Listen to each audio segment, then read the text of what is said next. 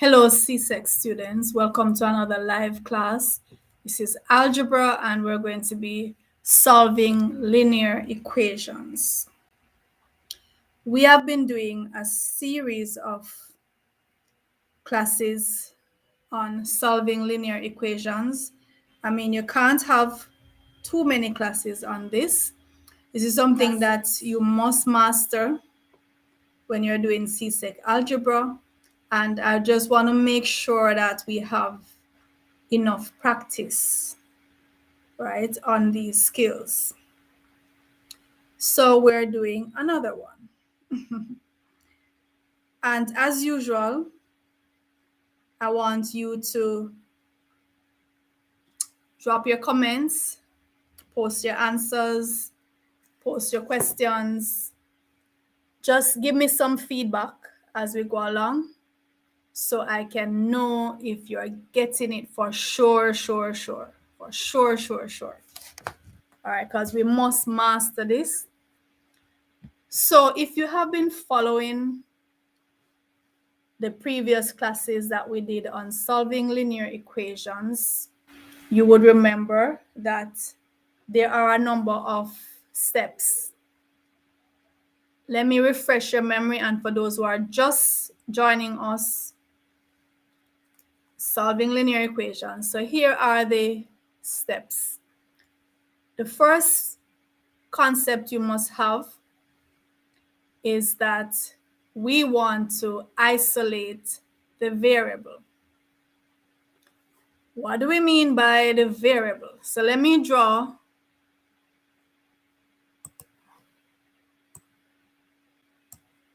so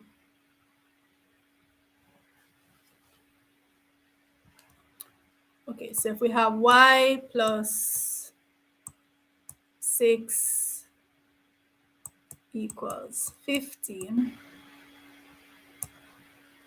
if we have y plus 6 equals 15, the variable here is y.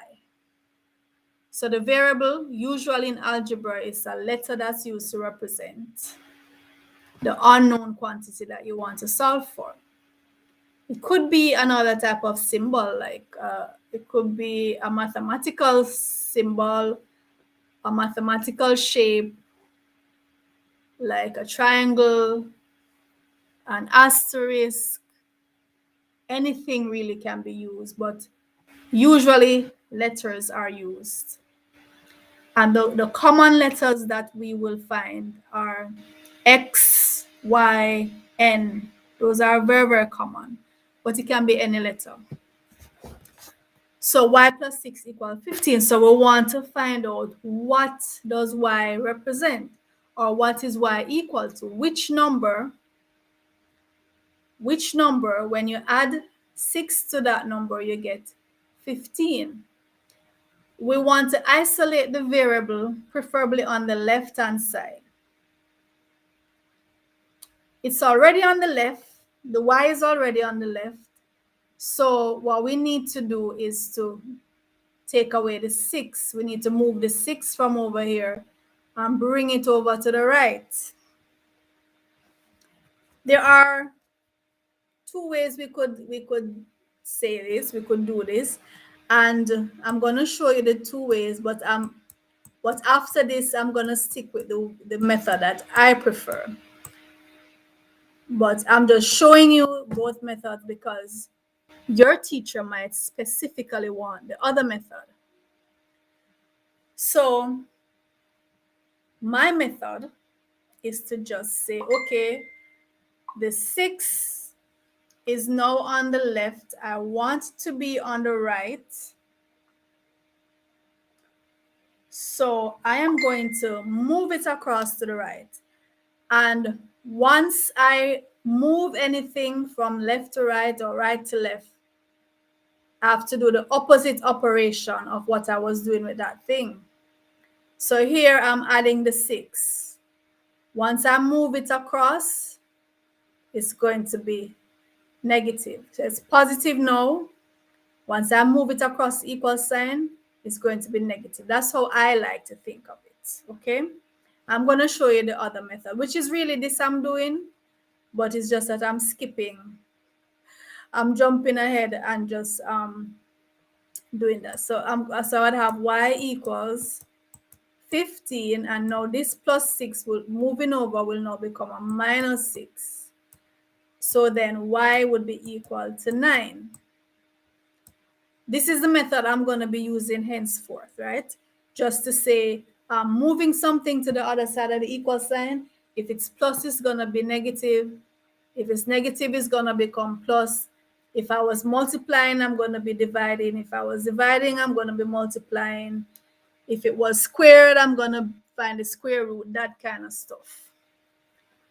The other method, which your teacher might prefer this method, and like I said, it's really this method I'm doing over here as well.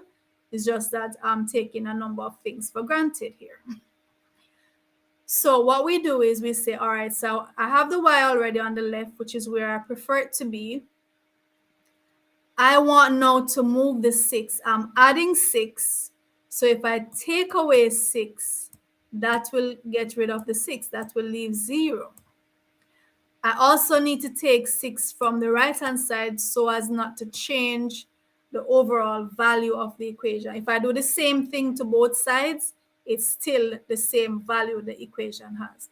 So I'm going to take 6 from both sides. So that's 0 now. And see, we still get our 9, right?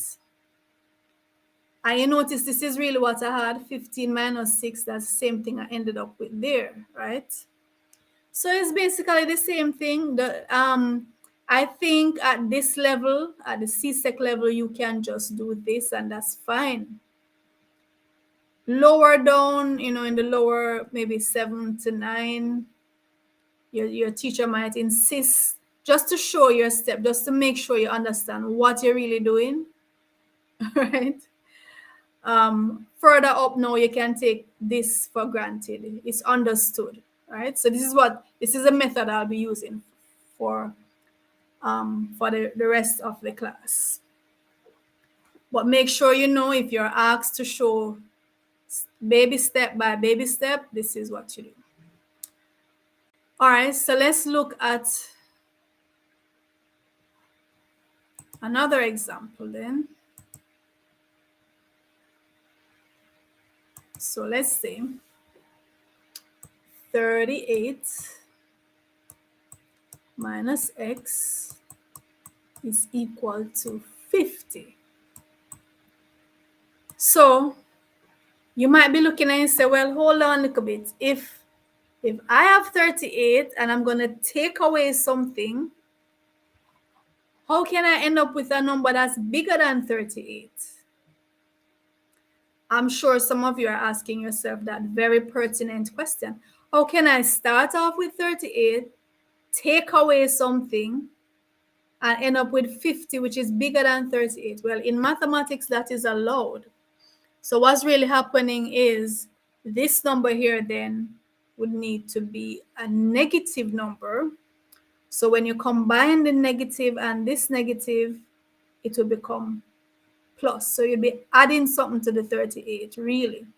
Taking away a negative number is the same as adding that positive number. All right, so step by step now. So we say ideally we want the variable on the left.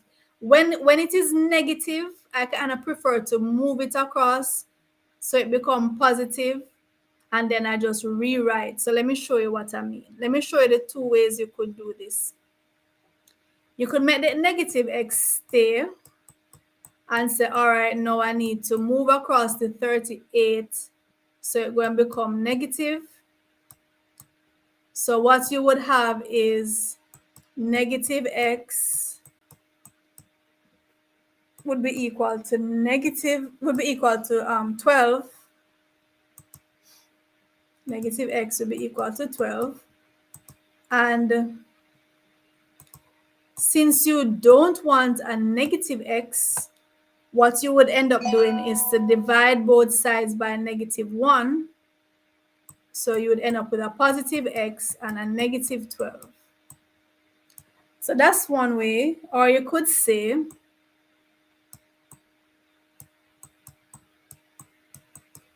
You could say, all right, I don't want a negative x, I want a positive x. So let me make the 38 stay on the left. Bring over the 50 to the left. Bring over the negative x so that it now becomes a positive variable. So this will give negative 12. Negative 12 is equal to x, and then I just kind of twist it back.